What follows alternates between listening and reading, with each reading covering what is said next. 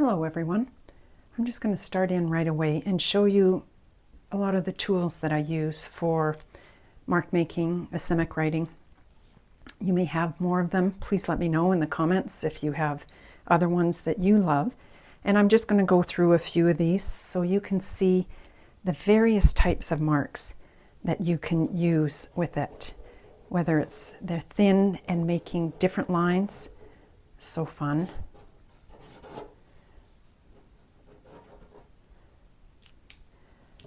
This one I think is maybe a little thicker.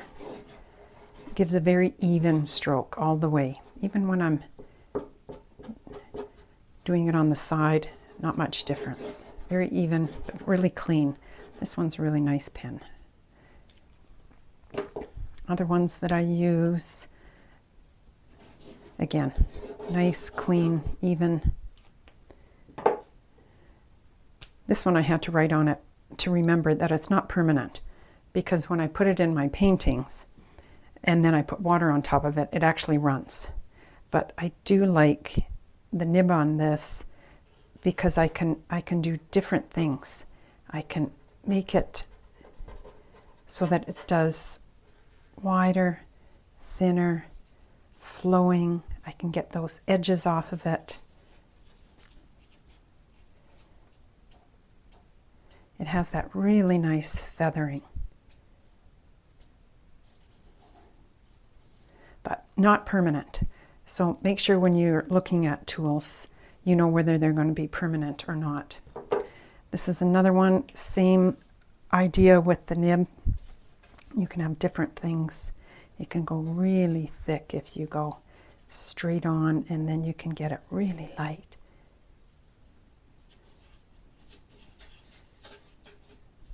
A lot of fun, a lot of fun. Better put them over here. Then of course, there's a really big one you can use if you want to go bolder, thinner, bolder strokes, working with them. If you, let's just get another piece of paper in here.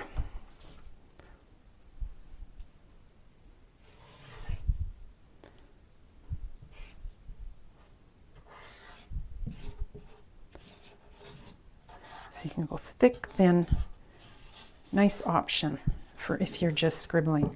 You can go solid, a little bit light. It's a nice one when you want to make more statements of things. And then, of course, if you want to get into more of the writing, there's calligraphy pens, nibs. So then you can do various things. Thick, thin strokes. Oh, so nice how expressive you can be with these. And because, depending upon the pressure you put on it, can give you a different line. If you don't want to do the nibs itself dipping into the ink, you can always go with one of these cartridge pens, calligraphy pens, and same thing. You can get them thick, thin, and then you just can have a lot of fun with them.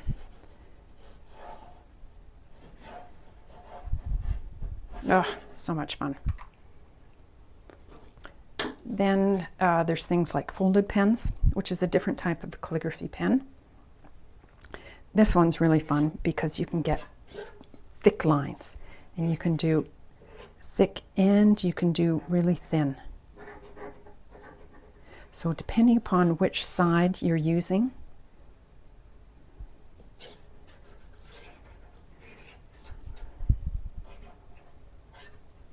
you can really make some bold statements with this. Love this one. This is one of my favorite ones. I have a few favorites, but this one's really nice. And even as things of, if you go for walks, I have picked up twigs, some of which are like this one. It just had the look of a nib. So great. And so when I dip it in, it has the look of it, but it's not the same even flow as the others. So you can really have fun with it. And you can do different things, extras, little fun things like this happen. You're going light and then all of a sudden you get a thicker stroke. Oh, so nice. Look at that. Isn't that gorgeous? Love this one. It's more random, organic.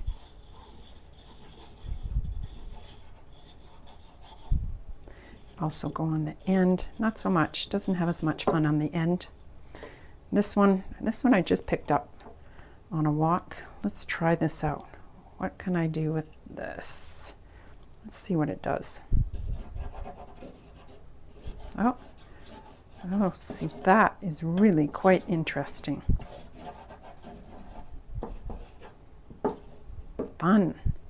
Ooh, that might be another good one.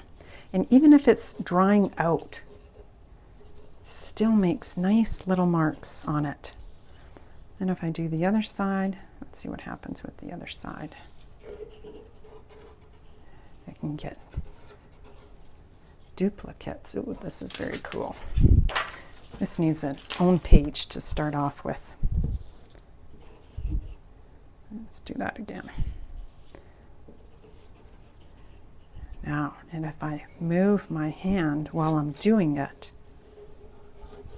oh, see, some of the twigs are coming off. Very cool.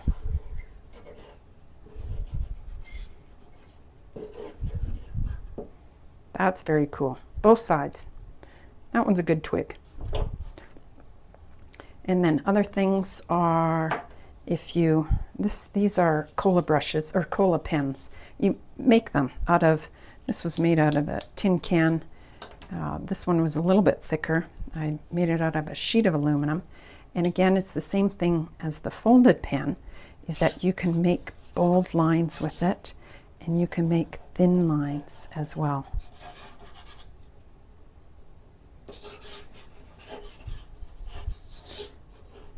And the nice thing is when you smear it, it's not at full strength. So you can get some really nice variations in these when you're writing and doing different things. Also, let's see what else we have. Oh, this is a piece of, you can use, this one happens to be a cedar piece of wood. It actually was a shim, and I started using it. Or you could use different types of wood, balsa wood as well. I'm just going to dip it in this container and make different strokes. Different than a brush. And then you can do writing on the edge. Do writing thick.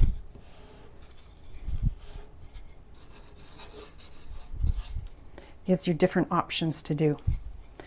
Another type of calligraphy brush is an automatic pen.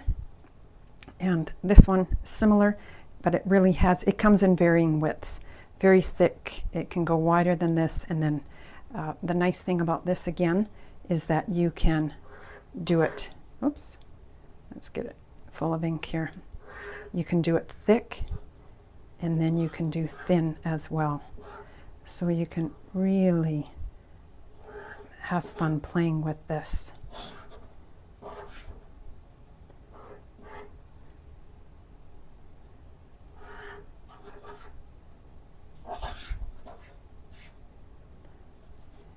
So tiny, thin in its strokes compared to the thickness of what it can do. Another great pen to use. So many lines, so many things to think about. Also, as you know, this little, if you've been watching me, squeeze bottle that has so much potential. And if you use another larger squeeze bottle, you can get thicker lines. Let me just grab another piece of paper here so I can start this. start a new. If I used a thicker one, obviously thicker lines.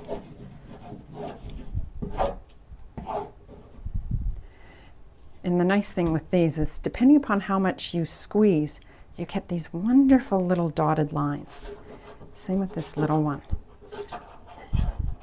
So it just has that hint, has that trace, and you can really emphasize whether you're squeezing thick out of it or if you're just doing a little lightness to it. And you can always go in with another pen over top and then use that. Mix and match, do various things with it.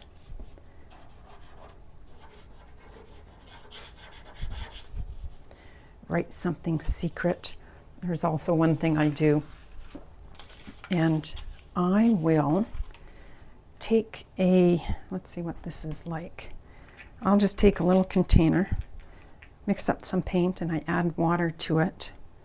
I may need to add a little more water.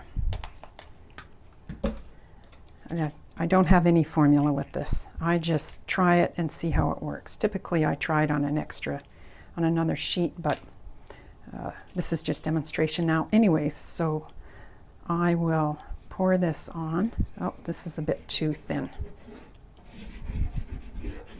And this in itself can add marks very thick, very poured. But then what you can do is come in, if you don't like this, you could come in, let me see, like say for example with a palette knife, and move the strokes around if you wanted to. This one has too much ink on it, too much water that I did. But you get the idea of all the different strokes that you can do just in these little bit of materials that I did. And the more fun ones really are the ones that you just find around the house or outside. I've even somehow, I'm going to try, I found some feathers and I have dipped some in ink and used that, but I also want to see, this has really beautiful edges on it.